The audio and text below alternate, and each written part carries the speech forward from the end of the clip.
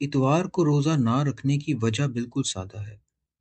وجہ یہ ہے کہ ابتدائی مسیحی ہر اتوار کو ایسٹر کی خوشی کی طرح مانتے تھے اور روزہ اس خوشی کی روحانی تیاری کے لیے رکھتے تھے۔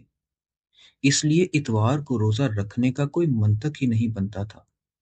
کلیسیائی بزرگوں نے دوسری صدی عیسوی سے ہی اپنی تحریروں میں اتوار کو روزہ نہ رکھنے کی تعلیم دی، اور جب اتوار کو روزہ رکھنے کی بدعت کا آغاز ہوا تو انہوں نے اپنی تحریروں میں اس کی مخالفت کی، جن کا حوالہ میں پچھلے صفحات میں دے چکا ہوں۔ لیکن آہستہ آہستہ اتوار کو ایسٹر کی طرح دیکھنے کا تصور مدھم پڑتا گیا، اور روزے بھی ایک معمول کی روایت بن گئے۔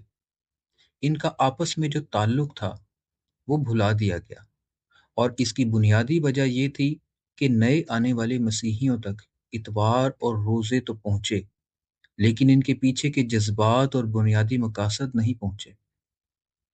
لوگوں تک اتوار کے دن کی ماہیت نہیں پہنچائی گئی۔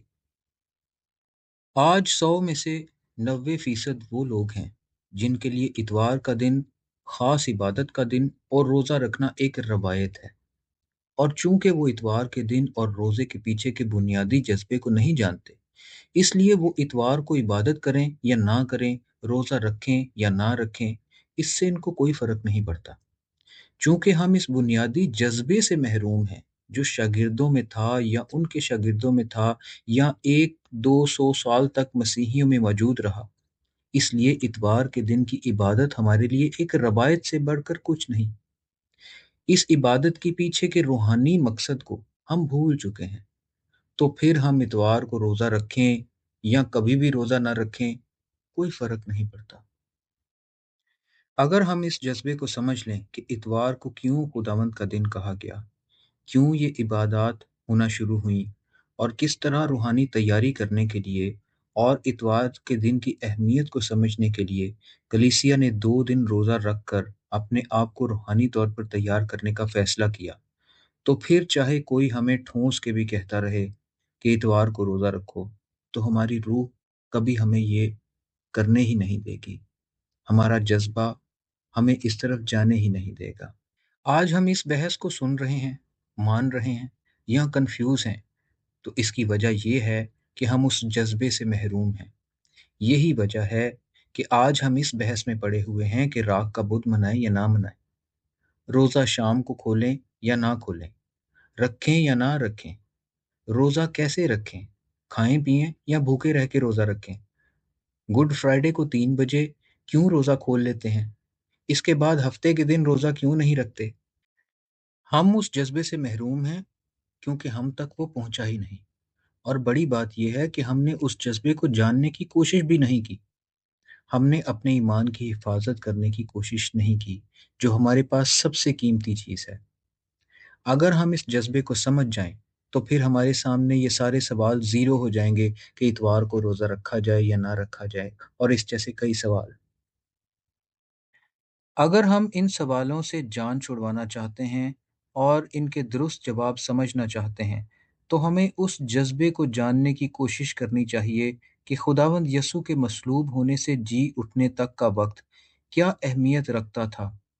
ہمیں اس بات کو سمجھنے کی ضرورت ہے کہ مسیح کا قربان ہو جانا اور پھر زندہ ہونا میرے لیے کتنا ضروری تھا، اور یہ بھی کہ میں اس قربانی کا حقدار نہیں تھا۔ جب ہم اس بات کو سمجھ جائیں گے، تب ہم پر روزے بھی فرض ہو جائیں گے، اور اتوار کو روزہ نہ رکھنا بھی فرض ہو جائے گا۔ اگر آپ اس جذبے کی سمجھ سے محروم ہیں تو پھر نہ آپ پر روزے فرض ہیں، نہ آپ پر اتوار کے روزے کی کوئی بندش ہے، پھر آپ آزاد ہیں، پھر آپ جو مرضی کریں۔ بائبل کی آیات اور مستند تاریخی حوالہ جات سے یہ بات ثابت اور واضح ہو جاتی ہے کہ کلیسیا کو خداوند یسوع نے اختیار دیا کہ وہ کلیسیائی قوانین کو ترتیب دے سکیں جن سے کلیسیا کی روحانی ترقی ہو سکے۔ یہ بھی ثابت ہوتا ہے کہ ہر اتوار ایک منی ایسٹر ہے، اسی لیے اس کو خداوند کا دن کہتے ہیں۔ اسی نظریہ سے اس دن خاص عبادات کی روایت شروع ہوئی۔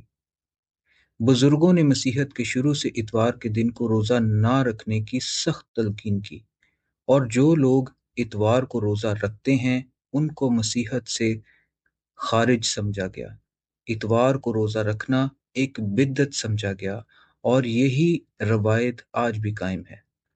میری دعا ہے کہ یہ سادہ لیکن سنجیدہ مطالعہ قائرین کے لیے ایک نئی روحانی سمجھ اور بیداری کا سبب بنے۔